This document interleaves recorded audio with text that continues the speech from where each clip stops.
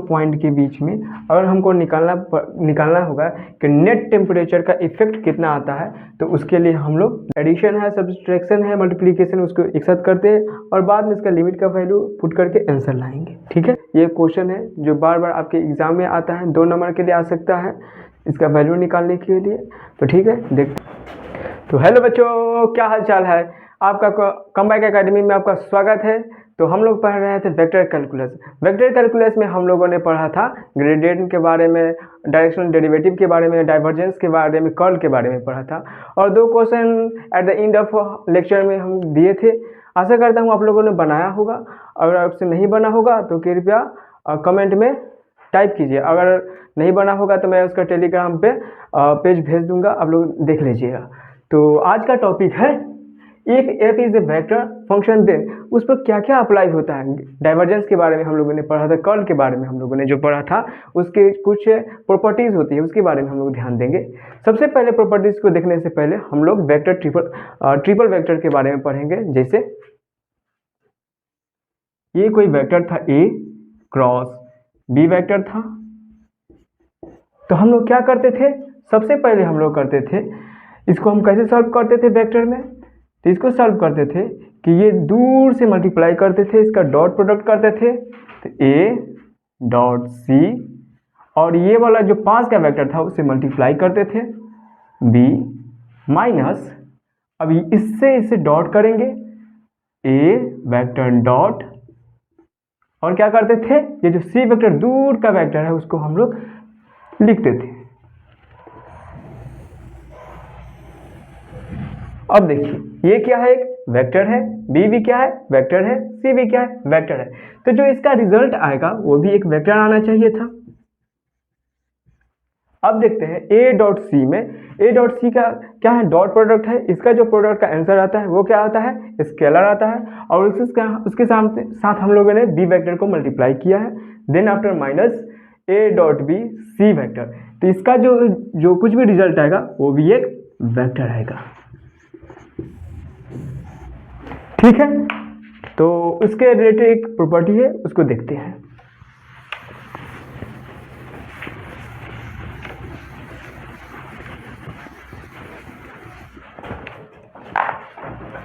Property number 1, ये क्या था?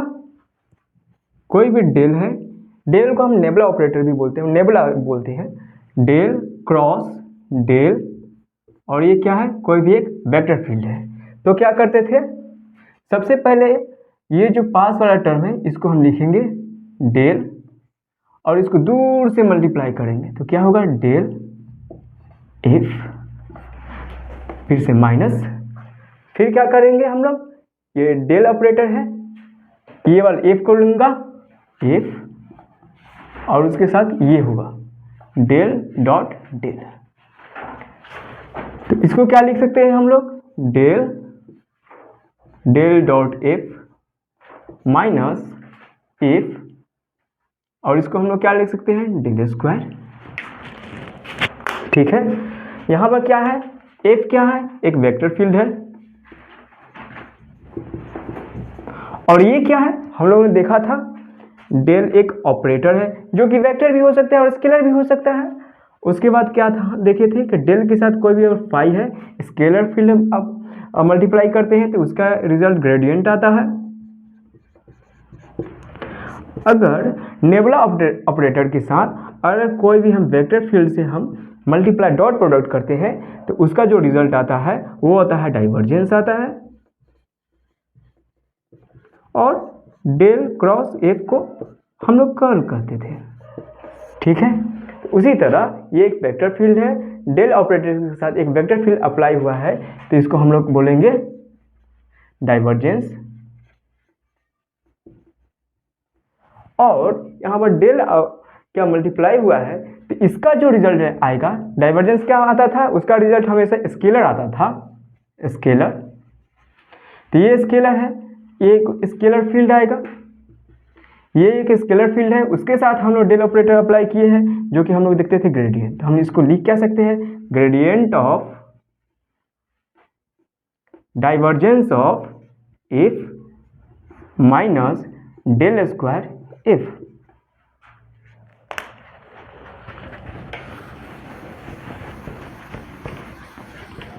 तो इस तरीके से जो इसका रिजल्ट आया del cross F equal to gradient of divergent of F vector field minus del square F.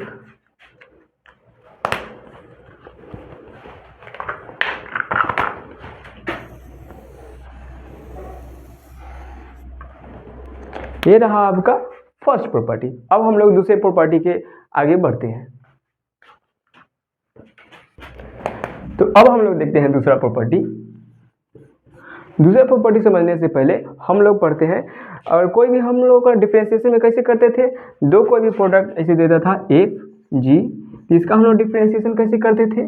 सबसे पहले एक को बाहर ले जाइए, G F of dash plus F G dash, ऐसे करते थे। उसी तरह दूसरा प्रॉपर्टी बोलता है कि अगर डेल के साथ फाई है और एफ वेक्टर है, फाई क्या स्केलर फील्ड है और एफ क्या वेक्टर फील्ड है, तो हम लोग क्या कहते थे, फाई को ले जाइए और del of F vector plus del phi F. ये क्या था, एक डाइवर्जेंट था, सॉरी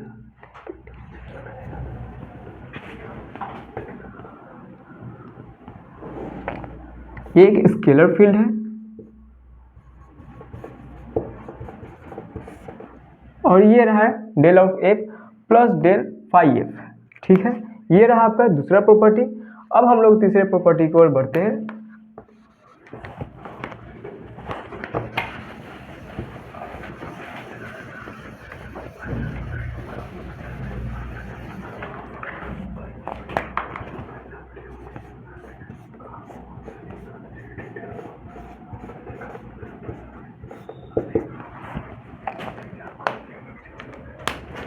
यहाँ पर क्या है, यहाँ पर डेल के साथ हम लोग क्रॉस के कर्ल किया हूँ और फाई और एफ है, तो इसका क्या होता है, सबसे पहले phi curl of F plus del phi F.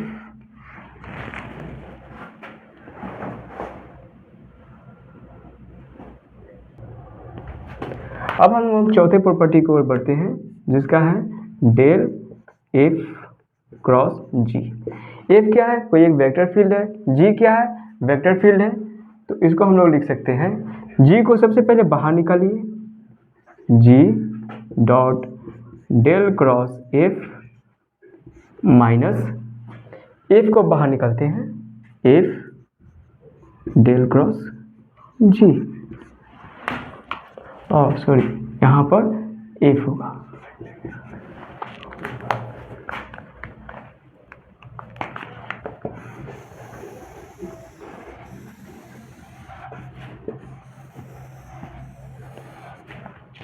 तो ये कुछ प्रॉपर्टी रही। प्रॉपर्टी से लगातार क्वेश्चन नहीं आते हैं, बट जैसे 2 नंबर के क्वेश्चन में या 3 नंबर के क्वेश्चन में भी कभी कल इससे डायरेक्ट क्वेश्चन पूछ लिए जाते हैं।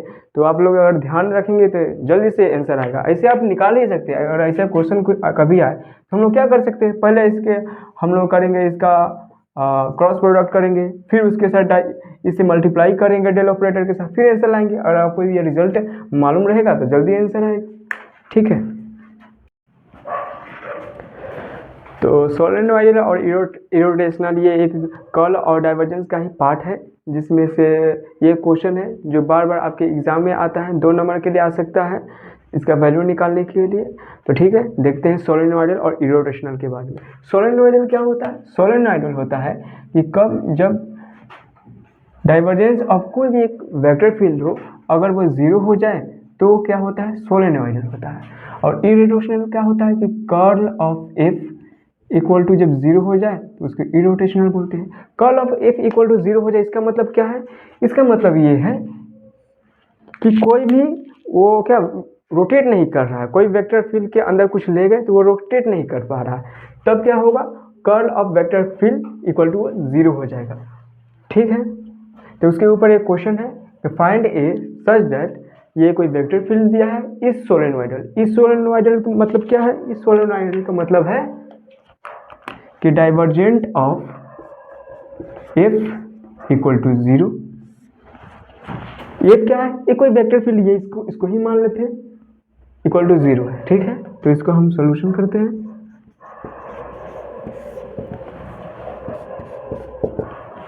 इसको लिख सकते हैं del upon del X plus J del upon del Y plus K del upon del Z.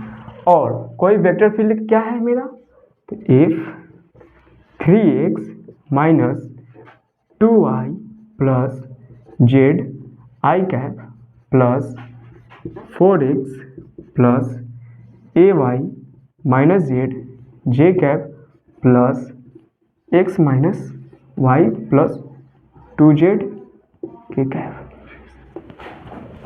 ठीक है। अब हम लोग निकालते हैं divergence of vector field F. इसको कैसे लिखेंगे, I del upon del X plus J del upon del Y plus K del upon del Z और वेक्टर फील्ड एफ। इसमें क्या होगा, ये एक डॉट प्रोडक्ट की तरह काम करेगा।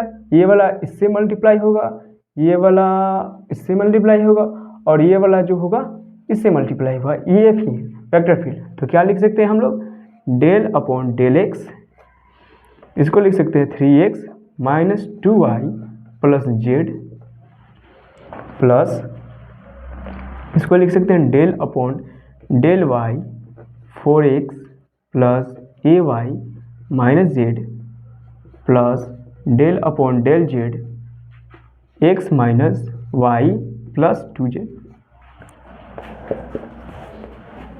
इस फंक्शन का डिफरेंशिएशन डेल एक्स के रेस्पेक्ट करना है।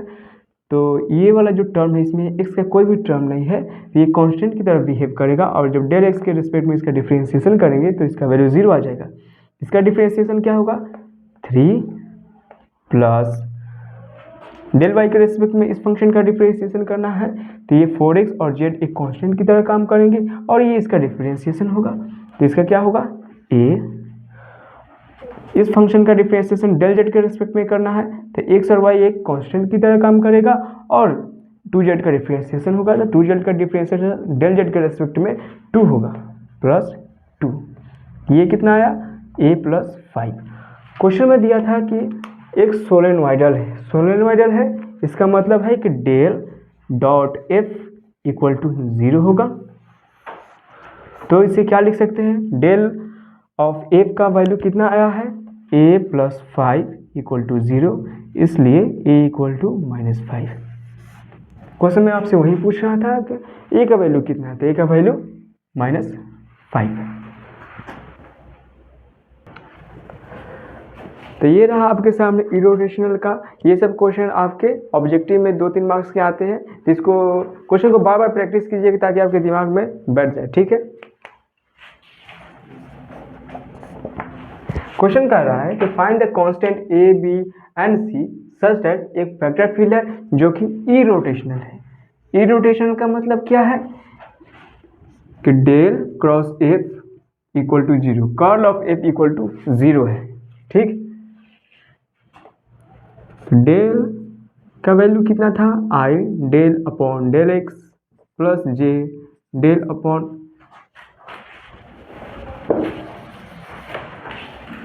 सबसे पहले हम लोग को डेल क्रॉस एफ निकालना है। Del cross F I J K, del का वैल्यू कितना है, del upon del X plus del upon del Y del upon del Z, ठीक।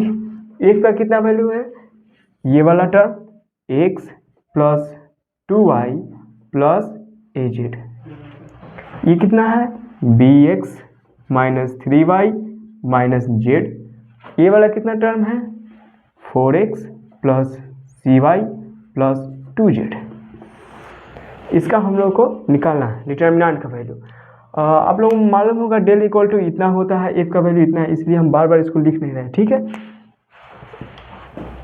डिटर्मिनेंट को सॉल्व करने आप लोग जो 12th में पढ़ लिया है, ठीक है। आई लेते हैं डेल अपॉन डेल वाई, इसका वैल्यू कितना है 4x plus cy plus 2z minus del upon del Z, B X minus 3y minus Z plus J cap, ये क्या होगा, del upon del X 4x plus C Y plus 2z minus del upon del Z, इसका value x plus 2y plus A Z, X plus 2y plus A Z. ठीक है, sorry यहाँ पर minus होगा, plus k cap, ये क्या होगा, del upon del X B X minus 3y minus Z minus del upon del Y X plus 2y plus A Z. ठीक है, इसका वैल्यू कितना आना चाहिए, 0 के इक्वल आना चाहिए, इक्वल टू 0। तो ये सब का हमको यूज है, तो इस सबको रब करता हूं मैं।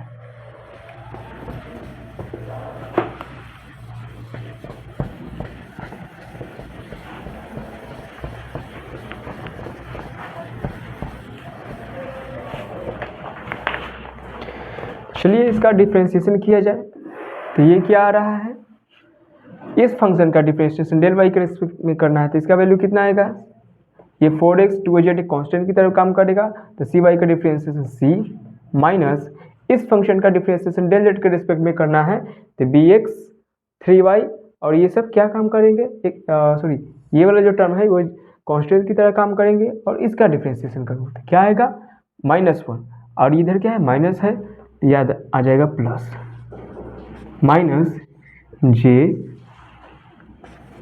इस फंक्शन का डिफरेंशिएशन डेल एक्स के रिस्पेक्ट में करना है, तो सी वाई प्लस 2z ये कांस्टेंट की तरह काम करेंगे, और इसका डिफरेंशिएशन 4 होगा, 4 माइनस इस फंक्शन का डिफरेंशिएशन डेल जेड के रिस्पेक्ट में करना है, तो x प्लस 2y कांस्टेंट की तरह काम करेगा, और ए जेड का differentiation with respect to del z कितना होगा, a होगा, minus a plus k cap,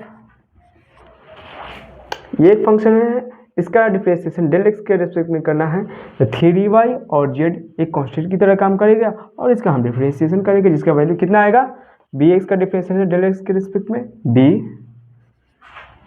minus x plus 2y plus A Z का डिफरेंशिएशन डेल y के रिस्पेक्ट में करना है, तो x और ए जेड का डिफरेंशिएशन 0 होगा, और 2y का डिफरेंशिएशन डेल y के रिस्पेक्ट में करना है, इसलिए इसका वैल्यू कितना आएगा, 2 इक्वल टू 0। अगर 0 है इसका मतलब क्या है, ये एक वेक्टर है, ये एक वेक्टर है, और इसका वैल्यू 0 है, इसका मतलब क्या है कि ये भी एक वेक्टर है, 0 वेक्टर है, तो इसको हम लिख सकते हैं 0 आई कैप प्लस 0 जे कैप प्लस 0 के कैप। अब इसे हम लोग क्या करेंगे, कंपेयर करेंगे, तो क्या आएगा, c plus 1 equal to 0 comma 4 minus a equal to 0 comma b minus 2 equal to 0। इसका वैल्यू कितना आएगा, c equal to -1, a equal to 4, b equal to 2।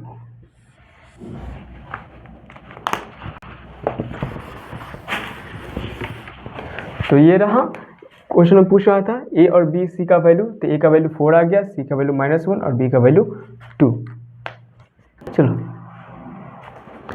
दोस्तों, वेक्टर कैलकुलस का जो अगला टॉपिक है वो है लाइन इंटीग्रल। लाइन इंटीग्रल क्या होता है, सबसे पहले एक एग्जांपल से हम लोग समझते हैं।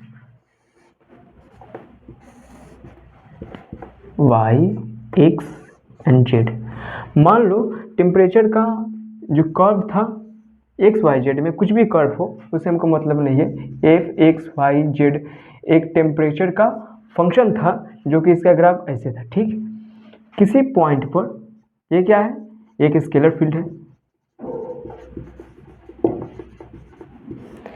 किसी पॉइंट पर इन दोनों पॉइंट के बीच में अगर हमको निकालना होगा कि नेट टेम्परेचर का इफेक्ट कितना आता है, तो उसके लिए हम लोग लाइन इंटीग्रल का यूज़ कर सकते हैं। ठीक है, तो लाइन इंटीग्रल क्या होता है कि लाइन इंटीग्रल एक ऐसा इंटीग्रल है जो किसी कर्व के अलोंग स्केलर या वेक्टर फील्ड का टोटल इफेक्ट होता है। ठीक है। जैसे ये स्केलर फील्ड है, इसका टोटल इफेक्ट क्या होता है। और एक सबसे जो बहुत इम्पोर्टेंट वाला जो पॉइंट है वो है कि जो लाइन इंटीग्रल होता है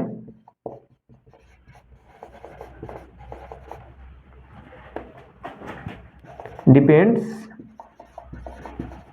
ऑन पाथ या कर्व। लाइन इंटीग्रल होता है वो कर्व और पाथ पर क्या करता है, डिपेंड करता है। और पाथ चेंज होगा तो कर्व का जो इसका लाइन इंटीग्रल आएगा उसका वैल्यू चेंज हो जाएगा।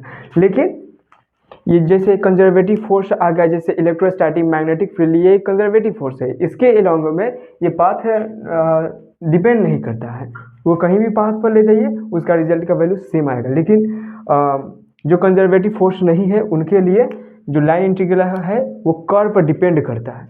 मतलब कर्व पर डिपेंड करने का मतलब क्या है,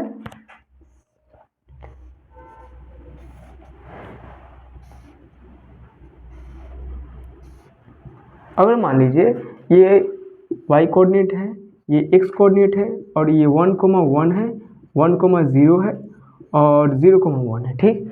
तो हमको यहाँ पर पहुँचना है तो हम ऐसे इधर से भी जा सकते हैं और यहाँ पर भी चल सकते हैं। और एक तरीका है कि इधर से भी जाए।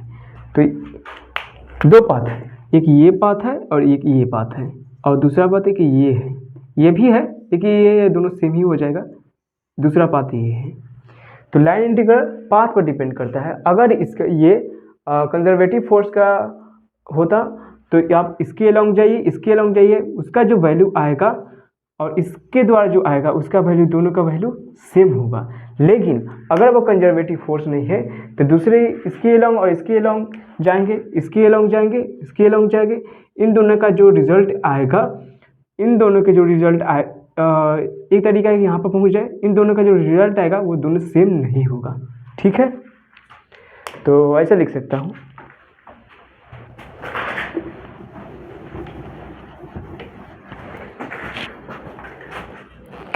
if conservative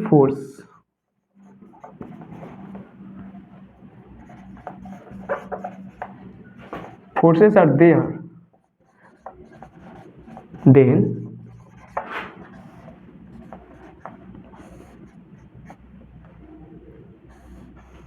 (1, 0, 0, 1, 1, 1)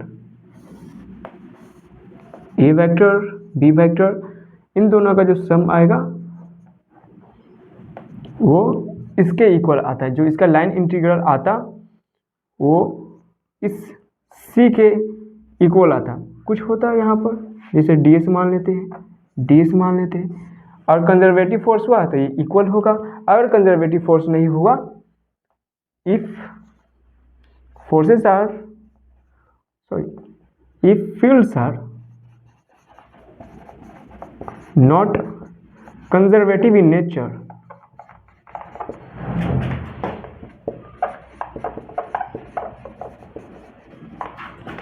then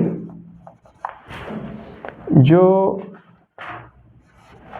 a plus b ds का जो कर्व आता वो not equal to c ds, ठीक है।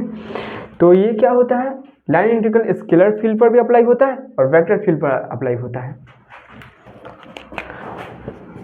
अगर field, if field is scalar, और फील्ड स्केलर होगा तो लाइन इंटीग्रल निकलता है c f ds,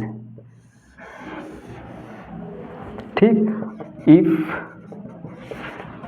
field is vector, then c f dot dr, ये भी वेक्टर होता है और ये भी वेक्टर होता है, ठीक है। तो इसके ऊपर हम लोग क्वेश्चन देखते हैं ताकि आपका कॉन्सेप्ट क्लियर हो सके। ये रहा लाइन इंटीग्रल के ऊपर दूसरा क्वेश्चन। इसमें क्या बोल रहा है कि ये कोई वेक्टर फील्ड है, हमको लाइन इंटीग्रल निकालना है, कहाँ से कहाँ, कोऑर्डिनेट ये दिया हुआ है और एक और कोऑर्डिनेट हम लोग मान सकते हैं 1, 1, 1, ठीक है। To along the curve x equal to t, y equal to T square plus z equal to t cube. तो हम लोग क्या करेंगे, x इक्वल टू टी, इसको हम लोग डी टी के रेस्पेक्ट में डिफ्रेंशिएट करेंगे। तो D X upon D T equal to D T upon D T, ये क्या आ जाएगा, D X equal to D T. दूसरा क्या है, ये y equal to T square, इसका differentiation with respect to t करेंगे तो क्या आएगा, D Y upon D T equal to D T square upon D T. ये आ जाएगा D Y upon D t, t square का डिफ्रेंशिएशन डी टी के रेस्पेक्ट में करना है तो इसका वैल्यू कितना आएगा, 2t। डी वाई का जो वैल्यू आएगा वो आएगा 2t डी टी। ठीक है, अगला जो आ गया वो z equal to T Q है, z equal to T Q, इसका differentiation with respect to D T करना है, क्या आएगा, D Z upon D T, D T Q upon D T, D Z upon D T equal to 3t square. तो D Z का value कितना आ गया, 3t स्क्वायर और डी टी। ठीक है, क्या निकालना है, C F dot D R equal to force का वैल्यू कितना है, 3x square plus 6y I cap minus 14yz J cap plus 20x Z square K cap. D R करना है तो डी आर का वैल्यू कितना आ गया, डी एक्स आई कैप प्लस डी वाई जे कैप प्लस डी जेड के cap. लिखते हैं डी एक्स आई कैप प्लस डी वाई जे कैप प्लस डी जेड के कैप। ये एक डॉट प्रोडक्ट की तरह काम करेगा, मतलब इससे इसको मल्टीप्लाई करेंगे, ये वाला डी वाई को इससे मल्टीप्लाई करेंगे और इस वाले को इससे मल्टीप्लाई करेंगे तो क्या आएगा, 3x square plus 6y D X, अच्छा D X minus 14yz D Y plus 20xz square D Z. अब हम लोग क्या कर सकते हैं कि जो भी x के जो t का जो टर्म है वो x में भी है, t का जो टर्म है y में भी है और t का जो टर्म है वो z में भी है। तो हम लोग क्या करेंगे, किसी एक टर्म में हम लोग लिखेंगे। तो x इक्वल टू t है तो इसको हम लोग लिख सकते हैं 3t स्क्वायर 6, y का वैल्यू कितना है t स्क्वायर dx का वैल्यू कितना आया dt माइनस 14, y का वैल्यू कितना है t स्क्वायर, z का वैल्यू कितना है t क्यूब, dy का वैल्यू कितना है 2t dt, 2t dt plus 20, x का वैल्यू कितना है t, z स्क्वायर का वैल्यू, z का वैल्यू टी क्यू है तो z स्क्वायर का वैल्यू कितना आएगा t की पावर 6 टू t की पावर 6, dz का वैल्यू कितना है 3t square dt, 3t square dt। अब हमारे पास जो सारा टर्म t के आ गया, t के टर्म में आ गया तो जो भी क्या एडिशन है, सब्सट्रैक्शन है, मल्टीप्लिकेशन, उसको एक साथ करते हैं और बाद में इसका लिमिट का वैल्यू पुट करके आंसर लाएंगे। ठीक है,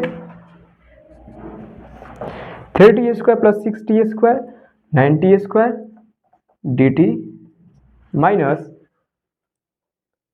14 टू 28 t की पावर 5 और ये 6 t6 dt प्लस 23 60 और ये रहा t7 और t9 T9 dt। ठीक है, तो dt जो टर्म है वो सारे में है, उसको हम कॉमन निकालते हैं।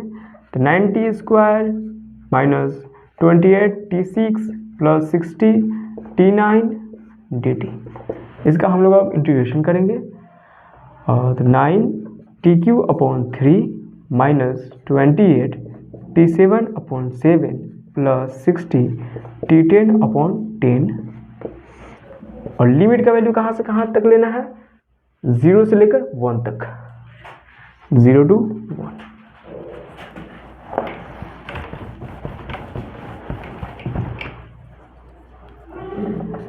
ये कितना आएगा, 3t³ 4t7 plus 6t10, 0 to 1 value put करते हैं। 3 माइनस 4 प्लस 6 माइनस यहाँ पर पुट करेंगे 0 0 0, 3 6 9 माइनस 4 इक्वल टू 5। तो जो हमारा आया एफ डी आर का जो इंटीग्रल का वैल्यू आया वो आया 5। ठीक है, तो देखते हैं अब नेक्स्ट क्वेश्चन। तो ये रहा लाइन इंटीग्रल के ऊपर दूसरा क्वेश्चन। ठीक है, क्या बोलता है